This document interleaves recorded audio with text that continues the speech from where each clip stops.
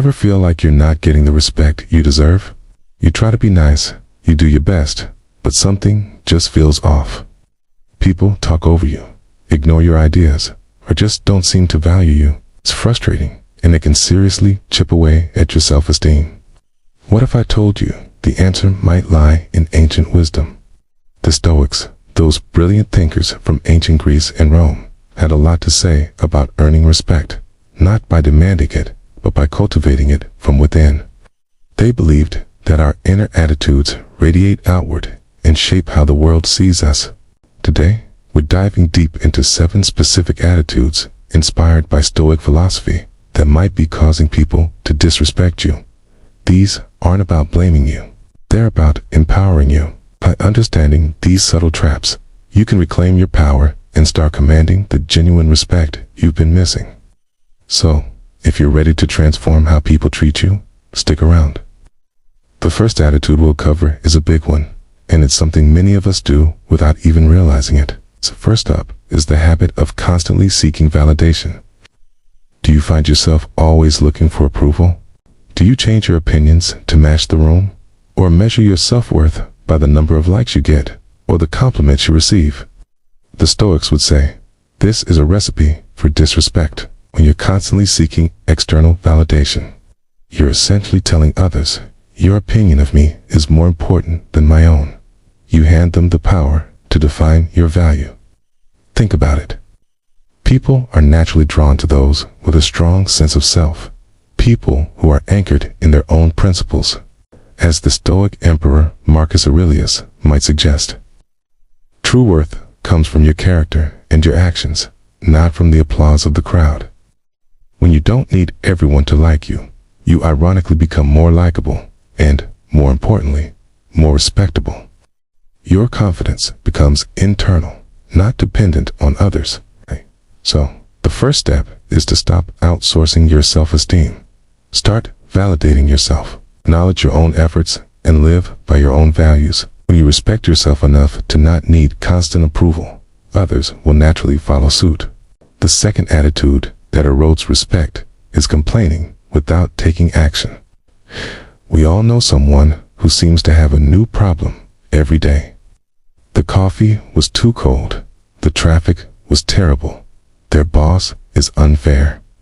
They vent and they moan, but they never actually do anything to change their situation.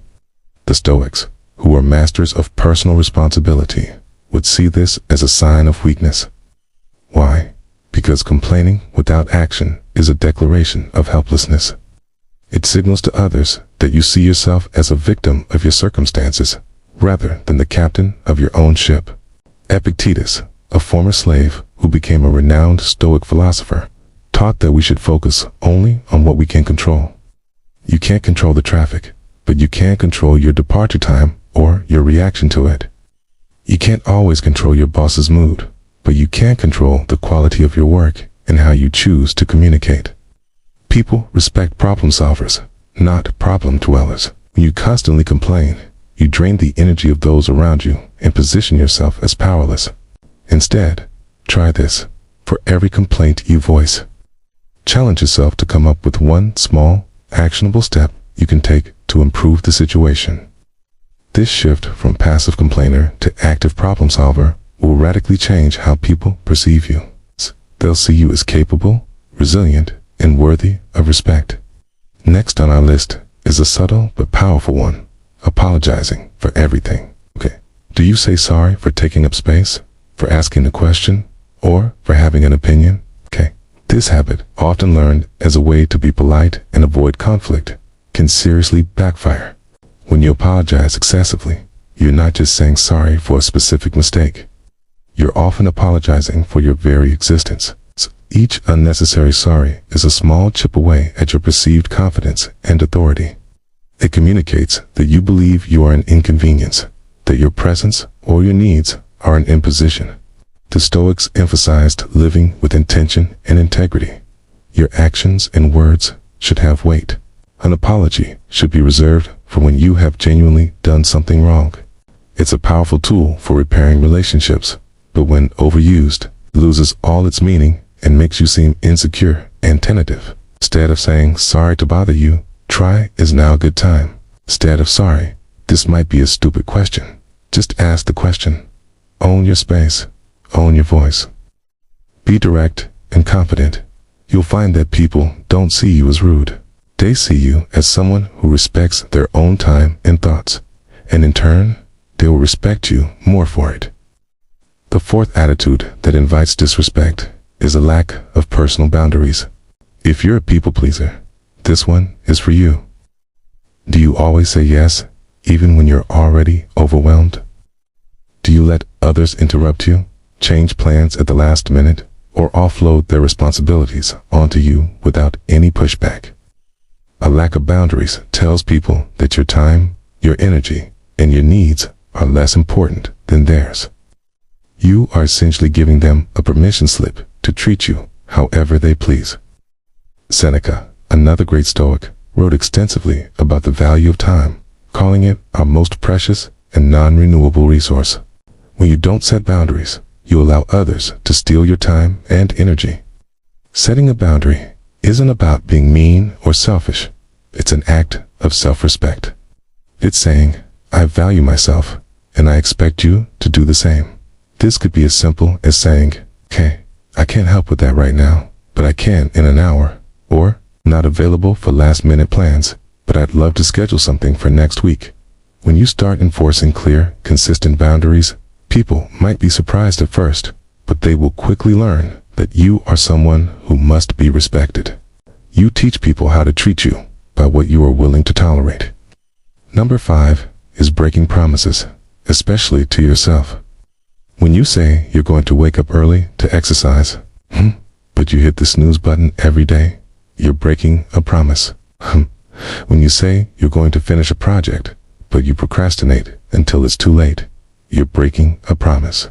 While these might seem like small, personal failures, they have a huge impact on your self-respect, which is the foundation of earning respect from others. How can you expect others to trust your word if you can't even trust your own? The Stoics called this living in accordance with nature, rational nature. It means aligning your actions with your intentions. Marcus Aurelius constantly reminded himself to act with purpose and integrity in his private journal. Each time you follow through on a commitment to yourself, you build self-discipline and self-trust. You prove to yourself that you are reliable. This inner integrity radiates outward. People are perceptive. They can sense when someone is incongruent, when their words don't match their actions. But when they see someone who is disciplined, who honors their commitments, they see a person of substance and character. Start with small promises to yourself and keep them. Build that track record of integrity. Your self-respect will soar, and the respect of others will inevitably follow. The sixth attitude is engaging in gossip and speaking ill of others. It can be tempting to bond with people over shared dislike for someone else, or to feel a sense of superiority by pointing out others' flaws.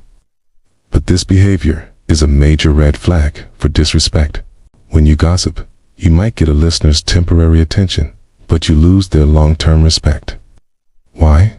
Because the person you're talking to is thinking, they're talking about someone else like this to me. They're probably talking about me like this to someone else. It instantly signals that you are untrustworthy and that your character is weak. The Stoics championed virtues like justice, wisdom, and temperance. Gossiping violates all of these. It's unjust to the person being discussed, unwise because it creates negativity, and mistrust, and intemperate because it indulges in a base, unproductive impulse.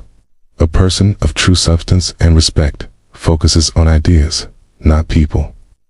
They discuss their own growth, their projects, and their philosophies. They build people up rather than tearing them down.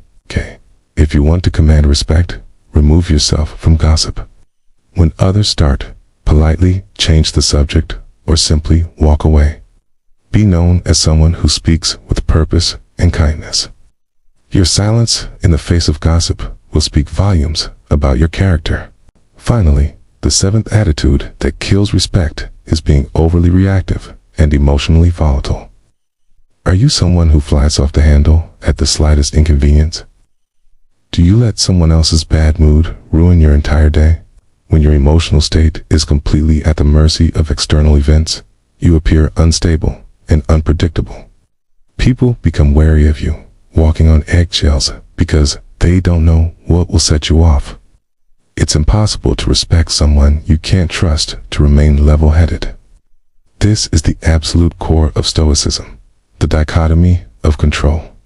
You cannot control what happens to you, but you can always control your response. The space between a stimulus like someone cutting you off in traffic, your response, is where your power lies. A respected person doesn't react impulsively. They pause, they breathe, they choose a rational, considered response. They understand that their inner peace, their tranquility, is far too valuable to be given away to a rude comment or a minor setback. As Epictetus said, it's not things that upset us, but our judgment about things. When you cultivate this inner calm, this emotional resilience, you become a rock.